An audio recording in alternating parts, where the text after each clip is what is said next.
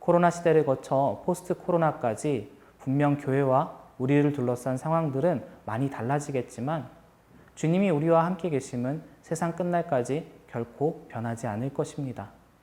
사회의 질서를 유지하는 데 적극적으로 참여함으로 그리스도의 선한 능력을 끼치는 가운데 주님의 명령대로 복음을 전합시다.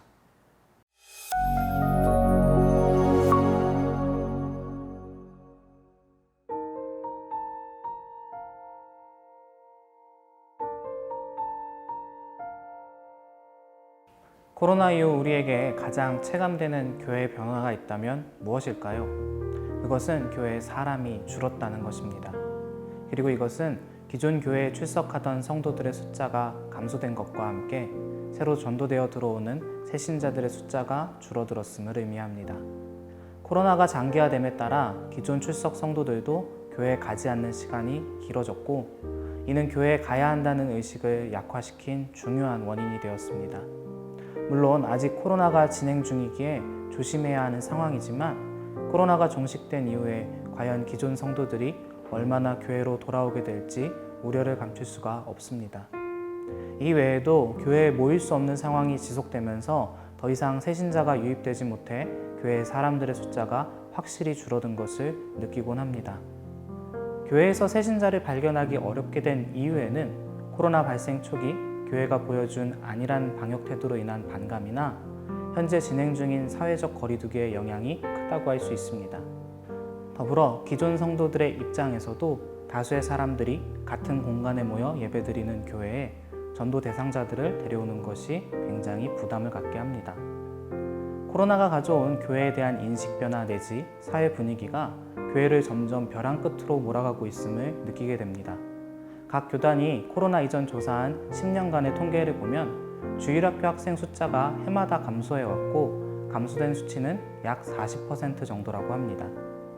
10년간 가파르게 줄어들었던 주일학교가 코로나 이후로는 이전과 비교할 수 없을 정도로 빠르게 무너지고 있음을 우리는 각자의 교회에서 발견하기도 합니다. 단순히 주일학교 출석 인원이 줄어들었다고 끝날 문제는 아닙니다. 이미 많은 교회들이 문을 닫았고 또 닫아가고 있습니다. 우리나라 교회는 점점 무너져가고 있으며 남은 교회들도 얼마나 더 버틸 수 있을지 알 수 없는 심각한 상황이 바로 오늘날 한국교회의 현실입니다. 이런 시대적 상황 속에서 우리가 해야 할 고민이 있습니다. 바로 전도입니다. 코로나 이후 우리에겐 전도에 대해서 깊이 생각할 겨를이 없었습니다. 사회적 거리두기와 5인 이상 집합 금지 등 정부가 제시한 방침에 따라 코로나 종식을 위해 교회가 감당해야 할 사회적 책임을 다하기 위해 바빴고 그 결과 대부분의 교회들도 현장 예배 대신 비대면 온라인 예배로 전환하였습니다. 이런 상황 속에서 전도에 대해서 생각하지 않았다는 것은 어쩌면 자연스러운 결과일지도 모릅니다. 그러나 조금만 더 생각해보면 전도에 대해서 생각할 겨를이 없었다기보다는 외면했던 것일지도 모릅니다. 그것은 코로나 때문에 교회에 가지 않고 성도들은 만나지 않았을지언정 우리의 모든 인간관계가 중단된 것은 아니기 때문입니다. 마태복음 28장에서 주님은 승천하시기 전 모든 성도들에게 한 가지 명령을 주셨습니다. 그러므로 너희는 가서 모든 민족을 제자로 삼아 아버지와 아들과 성령의 이름으로 세례를 베풀고 내가 너희에게 분부한 모든 것을 가르쳐 지키게 하라. 볼지어다 내가 세상 끝날까지 너희와 항상 함께 있으리라 하시니라. 이 명령에 따라 전도는 오늘날까지 교회의 본분이 되었습니다. 주님이 주신 명령을 자세히 보면 전도에는 어떤 상황적 제한을 염두에 두고 있지 않다는 것을 알 수 있습니다. 더불어 전도는 주님이 다시 오실 세상 끝날까지 계속되어야 한다는 것도 알 수 있습니다. 주님이 주신 명령에 따라 교회는 어떤 상황에서도 복음을 전하기 위한 노력을 해왔습니다. 어떤 상황이란 박해와 재난과 같은 전도하기 어렵거나 불가능해 보이는 상황을 말합니다. 즉, 우리는 코로나라는 유례를 찾아보기 힘든 재난, 전도하기 불가능해 보이는 시대 가운데에서도 주님의 명령을 기억하고 그것을 행하기 위한 노력을 멈춰서는 안 된다는 것입니다. 전도는 교회와 성도의 근간이기 때문입니다. 그럼에도 우리는 교회와 성도의 근간인 전도해야 함을 잊어버렸습니다. 교회의 사회적 책임을 다하기 위해 교회의 문을 닫았고 서로 모이는 것을 힘써 피했습니다. 이런 행동이 잘못되었다고 지적하는 것이 아닙니다. 교회의 덕을 세우기 위해서 마땅히 해야 할 일입니다. 하지만 교회가 사회적 책임을 다하고 덕을 세우는 목적이 무엇인지 다시 한번 고민해야 합니다. 우리가 사회적 책임을 다하고 덕을 세우는 이유는 세상으로부터 칭찬받기 위함이 아닙니다. 그것은 복음을 전하는 데 있어 어떠한 껄끄러움이 없도록 하나님의 거룩하심을 우리의 모습을 통해 증거하여 할 수만 있다면 더 많은 사람이 주님께로 돌아올 수 있게 하기 위함입니다. 그럼에도 우리는 어쩔 수 없다는 이유로 전도에 대해 깊이 고민하지 않았습니다. 교회는 또 우리는 코로나를 이유로 전도하기 위한 고민을 멈췄습니다. 전도를 중단하는 덜 미움받고 더 쉬운 방법을 선택했습니다. 오늘날 무너져가는 한국교회의 모습이 어쩌면 우리의 덜 미움받기 위해 했던 선택 때문은 아닐까요? 주님께서 교회에게 바라시는 것은 단순하고 확실합니다. 복음을 모르는 자들이 주님께로 돌아와 그들의 생명을 구할 수 있도록 복음을 전하는 것입니다. 그렇다면 코로나 시대 우리는 어떻게 전도해야 할까요? 먼저 코로나 시국에 전도하기 어렵다는 우리의 생각을 바꿔야 합니다. 사람이 많은 곳을 찾아가 복음을 외치는 노방전도는 지양해야 합니다. 만나는 사람도 분명 많이 줄었습니다.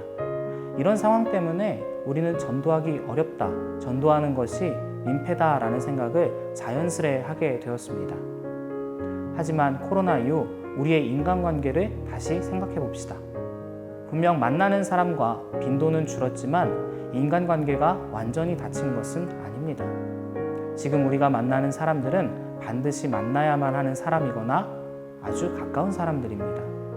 즉, 가장 아끼고 사랑하는 사람들과의 관계는 여전히 열려 있으며 오히려 그들에게 집중하기 가장 좋은 환경이 되었습니다. 복음을 전하기 위해 시대정신을 반영하여 노방전도는 지양해야겠지만 우리 주변의 가장 가까운 사람들에게 복음을 전하는 관계전도는 여전히 열려 있으며 오히려 지금보다 전도하기 좋은 상황은 없다는 것입니다. 가까운 사람과의 만남이 자연스레 집중되는 시대 속에 우리는 각자의 모습을 통해 복음을 전할 수 있도록 고민하고 기도하면서 그들과의 만남에 나아가야 합니다. 코로나로 인해 사용할 수 있는 시간이 늘어난 요즘 전도 대상자들을 위해 조금 더 기도하고 그들에게 전할 복음의 내용을 묵상하고 대상자가 이해할 수 있도록 더 깊이 고민하는 노력들이 필요합니다. 그들과 보내는 시간이 더 길어진 만큼 우리의 모습을 통해 예수 그리스도의 거룩한 모습이 증거될 수 있도록 신경 써야 합니다. 주변인과의 관계성의 빈도는 명백히 줄어들었지만 오히려 가까운 사람들과의 관계성의 깊이는 더 깊어졌다는 것을 기억하고 전도 대상을 찾아 그들에게 복음을 전하려는 노력이 우리에겐 필요합니다. 우리는 은연중에 교회를 가지 않는 것과 전도를 하지 않음을 동일시하고 있진 않았는지 고민해야 합니다. 비록 우리의 삶은 교회와 거리를 두어야겠지만 우리가 교회와 거리를 두는 것은 각자가 속한 공동체 가운데 주님의 사랑과 거룩하심을 전하기 위한 방법임을 기억하시기 바랍니다.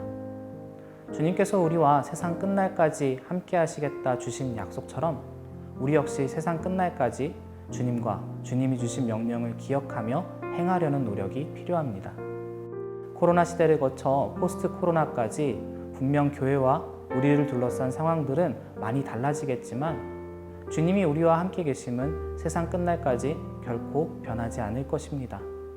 사회의 질서를 유지하는 데 적극적으로 참여함으로 그리스도의 선한 능력을 끼치는 가운데 주님의 명령대로 복음을 전합시다.